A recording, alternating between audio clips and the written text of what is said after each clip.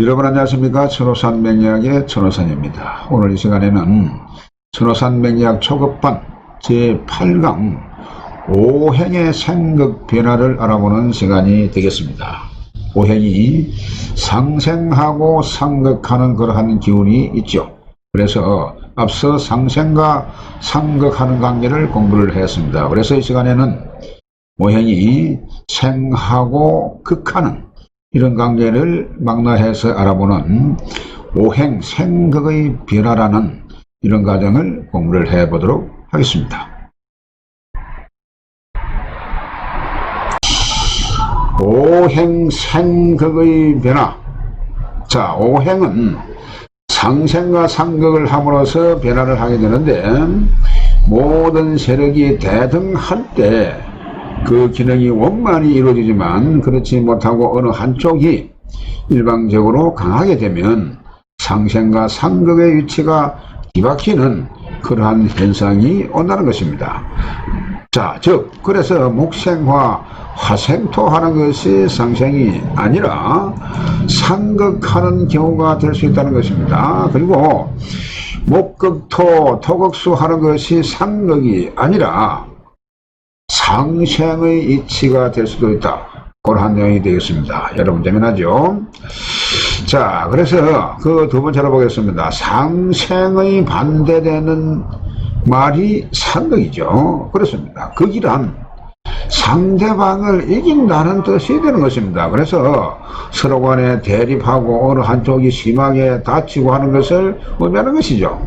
그렇습니다. 그래서 규제하고 관리하는 의미도 됩니다만은 상극이라고 무조건 다 나쁜 것은 아니다. 예, 이렇게 일단은 이해를 하시면 되겠습니다. 자, 그래서 그 세 번째로 보겠습니다. 상극의 경우에도 서로 세력이 대등해야 극이 잘 되게 되는데, 극을 받는 상대가 너무 강하고 극을 하는 쪽이 약하다 보게 되면은 극을 하기가 어려워가지고 반대로 극하는 쪽이 이 강한데 극을 받는 쪽이 너무 약하면 한 방에 쓰러질 수가 있다. 그런 내용이 되겠습니다.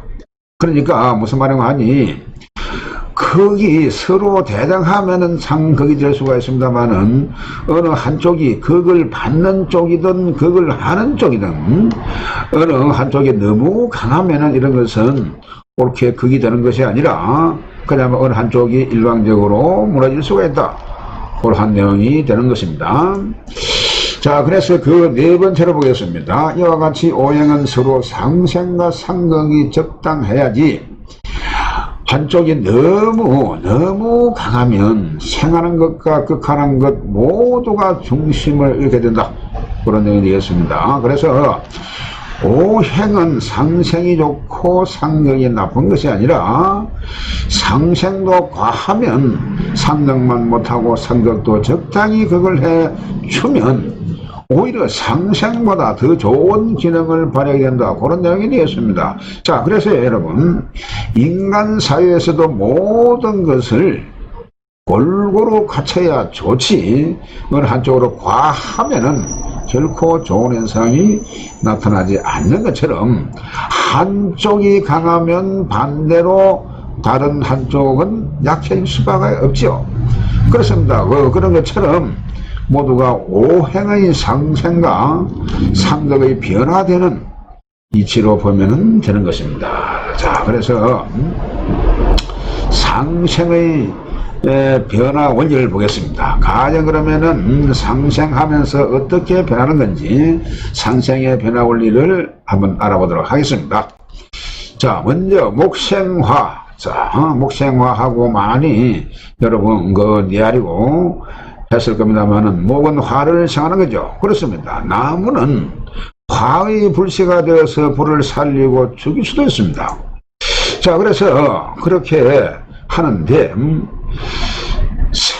생하는 것이 과다하면 이 말입니다. 목을 살리는, 결국 이 말은 불이 나무에 의해서 생을 받습니다. 그러나 나무가 너무 많으면, 자, 너무 많으면 오히려 불이 질식해서 꺼진다는 겁니다. 이거 여러분 시골에 살아봤으면은 잘 알 수가 있습니다만은 불은 작은데 나무를 큰 나무 뭐 장작이라든지 이런 것을 갖다 얹으면 그 불은 단장에 꺼지고 말지요. 그래서 이런 부분이 막바로 너무 목이 많이 생한다고 해서 이게 불이 살아나는 것이 아니다. 그런 내용이 되겠습니다. 자, 문자 한번 쓰겠습니다. 여기 보면은 가로 안에 화내 목생하니 목다 화식이라. 자, 이게 무슨 말이고 하니까요. 일단은 이 지금 말이 앞서 이 불이 나무에 의해서 생을 받으나 나무가 많으면 오히려 불이 질식하여 꺼진다. 자, 이 말을 이 문장을 이렇게 풀어놓은 겁니다. 그렇게 이해를 하시면 됩니다. 그래서 화가 목을 생하나 목다 화식이라. 목이 너무 많으면 화가 질식한다 그 말입니다. 자, 무슨 말인지 알겠죠? 그러니까 이 문구를 이렇게 지금 풀어놓은 겁니다. 앞으로 나오는 내용도 그와 같은 겁니다. 화설이 과다하면 나무는 능히 불을 생하나 불이 너무 많으면 나무가 쉽게 타버리고 만다고 했습니다. 자, 그러니까 이 부분은 목능 생화하니 하나 화다 목분이라 했습니다. 그러니까 목이 능히 화를 생하나 화가 너무 많으면은 이 목이 불사라지게 된다. 그런 내용이 되겠습니다. 자, 오행상생 변화원리. 다음은 화생토입니다. 화생토인데 불이 다 타오나면은 재가 되고 재가 다시 흙이 되는 겁니다. 화가 생토하는데 그러니까 불이 다 타오나면은 재가 다시 흙이 된다. 그런 내용이 되겠습니다. 그래서 이 생이 과다하면은 흙이 불에 의해서 생을 받으나 불이 많으면 오히려 흙이 불에 타게 된다 그 말입니다. 그래서 토내 화생하나 화다 토초라. 이 말이죠. 그래서 앞서 해석을 먼저 해놓고 그것을 예를 돕기위해서 또한 뒤에 원래 본문에 나오는 그 문장 그대로를 이렇게 올려놨습니다. 자, 토설이 과다하면 토가 너무 설기가 심하면 이 말입니다. 그래서 불은 능히 흙을 생하나 흙이 많으면은 빛을 잃게 된다 했습니다. 이것이 자, 그래서 이런 현상을 갖다가 화능 생토하나 토다 하면은 화는 회색처럼 말이죠. 이거는 흐리게 되는 막바로 빛을 잃게 되는 그러한 경우가 된다. 그런 내용이 되겠습니다. 자, 다음은 3번의 토생금이 되겠습니다. 토생금. 자, 흙이 오랫동안 눌리고 다져지면은 돌이 되고 쇠가 된다고 했습니다. 그래서 이 생이 과다하면은 쇠가 흙에 의해서 생을 받으니까 흙이 많으면 오히려 쇠가 흙에 묻히게 되는 현상을 말하는 겁니다. 이것이 금내 토생하나 토다 하면은 금매가 된다 했습니다. 금이 오히려 매몰되는 그런 경우가 된다 했습니다. 그래서 토다 금매. 앞으로 여러분요, 이런 문구가 사주를 보게 되면서 공부를 해 들어가면서 이러한 문구가 자주 나올 수 있기 때문에 가능한 범위내에서 이런 것까지도 머릿속에 들어올 여력이 되면 여러분 외워두시면 상당히 도움이 될 수 있습니다. 자, 다음 금설이 과다하면은 흙이 금을 생하나 흙이 능히 금을 생하나 금이 많으면 흙이 오히려 약해지게 된다. 너무 설기가 많으면 오히려 그 흙이 약해지는 그런 경우 된다. 그런 내용이 되겠습니다. 그래서 토능 생금하니 금다토약이라 그렇습니다. 오행 상생의 변화 원리에서 네 번째 금생수입니다. 금생수는 돌이나 쇠감석이 모이면은 냉기가 생기고 물이 맺힌다고 했습니다. 그래서 이것이 바로 금생수하는 과정이다. 그런 내용이 되겠습니다. 그래서 절대 여러분, 물이 흡수해서 나는 게 아닙니다. 흡수해서 날 수가 없습니다. 반드시 안반이라든지 돌 그 속에서 이 물이 생하게 경계가 있는 것입니다. 그래서 자, 그런데 생이 과다하면 금이 술을 너무 과하게 생하면 그 말입니다. 생하면은 물은 새에 의하여 생을 받으나 금이 많으면 오히려 물이 탁해지게 되는 것이다. 금이 술을 생해서 상당히 좋지는 않아. 그러나 이것이 너무 많으면 술의 금생, 금다수탁이라. 결국 너무 생을 많이 받게 되면은 이거 물이 탁해지는 금다수탁이라 탁해지는 그런 경우를 지금 설명하고 있는 것입니다. 자, 그 다음에 수설이 과다하면 금생수 하나 설기하는 이것이 너무 수가 많으면 자, 새는 능이 물을 생하나 물이 많으면 새가 물에 잠긴다. 이런 것은 여러분요, 위에 그런 수다 금탁하나 이렇게 되게 되면은 물이 새가 물에 잠기는 그러한 꼴이 되는 겁니다. 수다 금침이라 이러한 내용이 나올 수가 있는 겁니다. 금능생수하나 금이 능이 수를 생하나 수다 하면은 금침이라 금이 물에 침몰된다.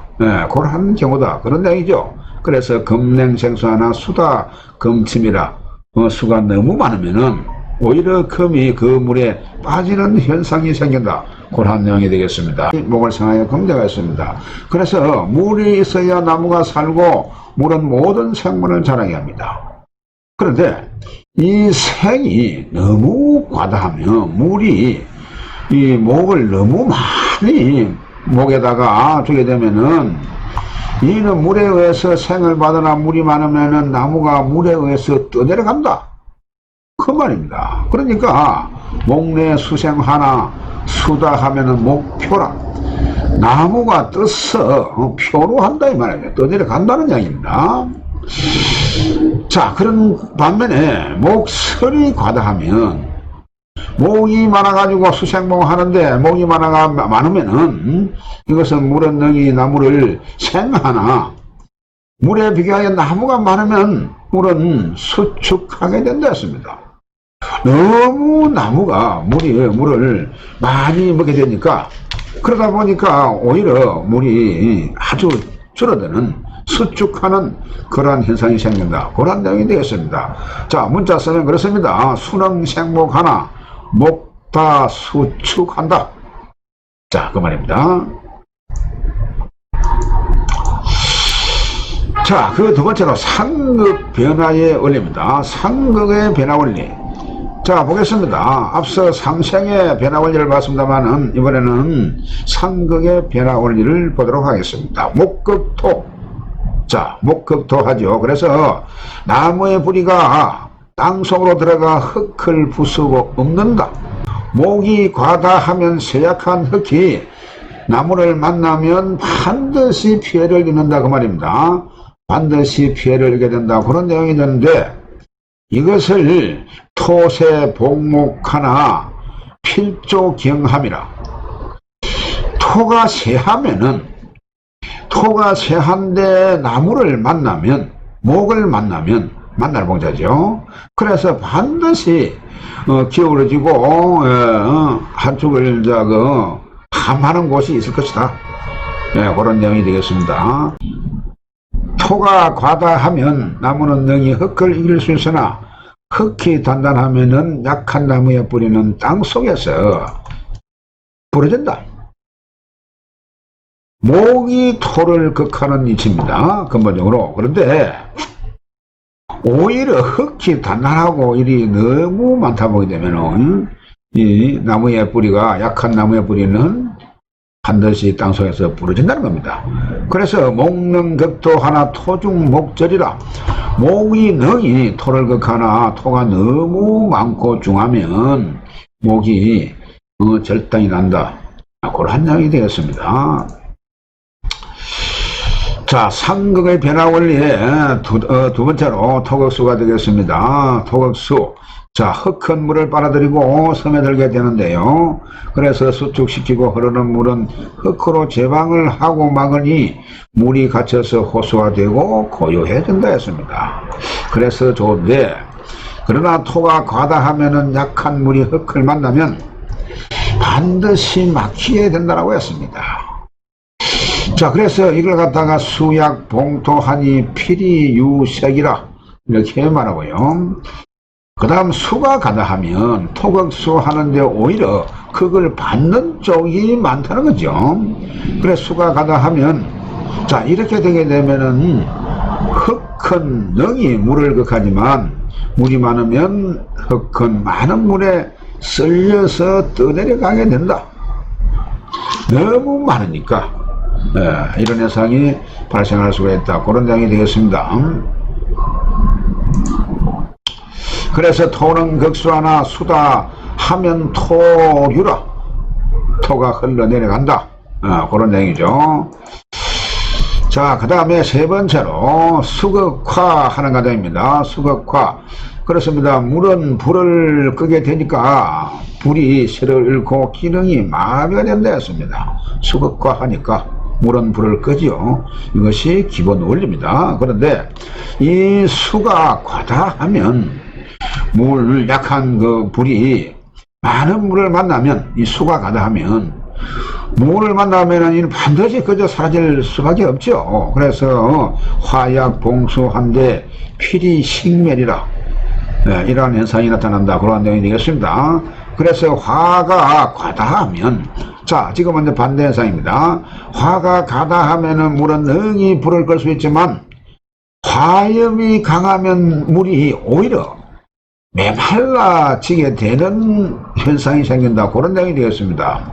자, 그러니까 화가 많은 거예요. 화가 수극화가 기본 작용인데 반대급으로 그걸 받는 화가 많다 보니까 오히려 이 많은 그 불이 물을 끄는 물을 말라붙게 하는 그런 현상이 생긴다. 그러한 내용이 되겠습니다. 그래서 수는 극화한데 화염수장이라 물 자체가 이 염자는 여러분요 불탈 염자입니다. 그래서 수가 이것이 말라붙는 그런 현상이 생긴다. 그러한 내용이 되겠습니다. 두 번째 상의 변화 원리에서 하극금하는 과정을 보겠습니다. 불은 능히 쇠를 녹이게 되었습니다. 그래서 불이 아니면 물건이 될 수가 없죠. 자, 그런데 화가 너무 과다하면은 약한 쇠가 불을 만나면은 반드시 녹아 없어지는 이러한 경우가 생긴다. 그러한 내용이 되겠습니다. 그래서 금세우화. 자, 금세우화하면은 필경소용이라 금이 약한데 또 만날 우자죠. 만날 우자가 또 화를 만나니 그래서 필견 반드시 용해 되는 그러한 경우가 생긴다. 그런 내용이 되었습니다. 그래서 화가 적당히 있어야 됩니다만 너무 많다 보게 되면 오히려 쇠를 녹여버리는 그런 경우가 생길 수 있다. 그런 것을 지금 설명하고 있는 것입니다. 그래서 이번에는 반대급으로 금이 과다하면은 불은 능히 쇠를 녹일 수가 있습니다. 그러나 쇠가 너무 강하면 냉기가 심하여 불이 질식하여 꺼지게 된다 했습니다. 이 금이 너무 많다 보게 되면 오히려 화의 기운보다 금에서 냉기가 나가지고 오히려 불이 꺼지는 그런 현상이 생긴다. 그런 얘기 되겠습니다. 그래서 이것을 화능극금 하는데 금다하니 화식이라 금다화식이라 금이 많다 보니까 화가 질식하는 그런 경우가 생긴다. 그런 내용이 되겠습니다. 상극 변화의 원리에서 그 다섯 번째 금극목 천은 도끼와 칼이 되어 나무를 다듬고 베거나 자를 수가 있는 것입니다. 자, 그런데 금이 너무 과다하면 약한 나무가 새를 만나면 반드시 쪼개지고 베어질 수밖에 없죠. 그래서 약할 약자죠. 그래서 목이 약한데 금을 만나니까 필이 작절이라 결국 목이 나무가 그냥 바로 잘라지는 그런 경우가 생긴다. 그러한 내용이 되겠습니다. 그래서 반대로 금이 과다하면, 자 반대로 그걸 받는 금이 아니라 목이 과다하면 새는 능이 도끼와 칼에 되어서 나무를 극하고 벨 수가 있는 겁니다. 그러나 나무가 너무 견고하고 새가 약하다면은 이 어찌 나무를 극할 수 있겠는가 라는 질문을 던집니다. 그러다 보니까 결국 그걸 받는 나무가 강하다 보면 오히려 이것이 금의 기운이 약해지다 보니까 금이 상하는 그런 경우가 생긴다. 그래서 금능극목하나 목견금결이라 그렇습니다. 그래서 금이 능이 목을 극하지만은 너무 목이 견고하게 되면은 금에 오히려 결이 오면서 결국 꺾어지는 그런 현상이, 금이 부러지는 그런 현상이 생길 수가 있다. 그것을 지금 말씀을 드리는 겁니다. 자, 오행의 상생상극편을 보겠습니다. 자, 상생의 관계를 한번 보겠습니다. 상생의 관계는 바깥으로 시계 방향을 뺑뺑 돌아가면서 상생의 관계이고, 상극의 관계는 안쪽에 있는 별표를 향해서 이렇게 별을 만들어 가다 보면 이 관계가 상극의 관계다. 이렇게 이해를 하시면 되겠습니다. 그래, 다시 한번 더요. 상생의 관계는 이렇게 바깥쪽으로 생생, 목생화, 화생토, 토생금, 금생수, 수생목 이렇게 뱅글뱅글 돌아가면서 상생하는 과정이지만, 상극의 관계는 별표를 그리면서 이렇게 별표를 완성하게 되면 이것이 바로 극하는 관계다. 그렇게 이해를 하시면은 빨리 머릿속에 들어오지 않을까 생각을 해봅니다. 자, 요점 연결해 보겠습니다. 자, 첫 번째, 오행의 상생상극에서 무조건 상생이 좋고 상극이 나쁜 것이 아니고, 상생상극공이 좋을 수도 있고 나쁠 수도 있다. 자, 이 말씀 드리고, 그 두 번째로 오행의 색깔을 콕 인지하시고, 항상 오행은 그 기운과 기세를 살펴야 된다는 점을 명심하여야 하는 것입니다. 자, 다시 한번, 오행에 상생과 상극이 있는 것입니다. 그래서 무조건 상생이 좋고 상극이 나쁜 것이 아니다 이 말이죠. 그래서 상생을 하든 상극을 하든 앞서 설명드린 대로 상생이라고 무조건 좋고 상극이라고 무조건 나쁘고가 아닌 현상이 온다는 것이죠. 그래서 상생을 하는 것도 너무 생을 많이 하게 되면 생을 받는 쪽이 이것이 나쁘고, 상극을 하는 것도 역시 너무 가하면은 나쁘고, 그리고 상극을 하면서 그걸 받는 쪽이 너무 강하다 보게 되면 오히려 반대로 그걸 받는 반극의 현상이 온다. 그런 내용 우리가 앞서 공부를 했죠. 그렇기 때문에 오행 상생 공이 좋을 수도 있고 나쁠 수도 있다. 자, 이 말씀을 드리고, 오행의 색깔을 여러분요, 콕이는 반드시 목은 푸르게, 화는 붉고, 토는 황색으로, 금의 색깔은 백색으로, 수의 색깔은 검정색, 흑색이라고 하죠. 수의 색깔은 검정색. 이것을 반드시 인지를 하시면 공부하는 데 많은 도움이 될 수가 있습니다. 나중에 보게 되면요, 그 색깔별로 오장육부를 할 수가 있고, 색깔별로 음식을 구분할 수도 있고, 여러 가지 질병을 갖다가 그 음식 속에서도 고칠 수 있는 그러한 공부를 할 때가 오게 되는 것입니다. 그럴 때에 바로 그래서 검은 콩을 좋아하는 이유가 있구나. 검은색은 어떤 장부를 관장하고, 푸른색은 어떤 장부를 관장하고, 붉은색은 어떤 장부를 관장하고, 그러면은 흰색은 어떤 장부를 관장하는 그런 것도 나중에 나오기 때문에 그 색깔을 확실히 인지를 해야 될 그런 필요가 있습니다. 다음 시간에는 십천간과 십이지지에 대해서 공부를 해 보도록 하겠습니다. 여러분 대단히 수고 많으셨습니다. 다음 시간에 뵙겠습니다.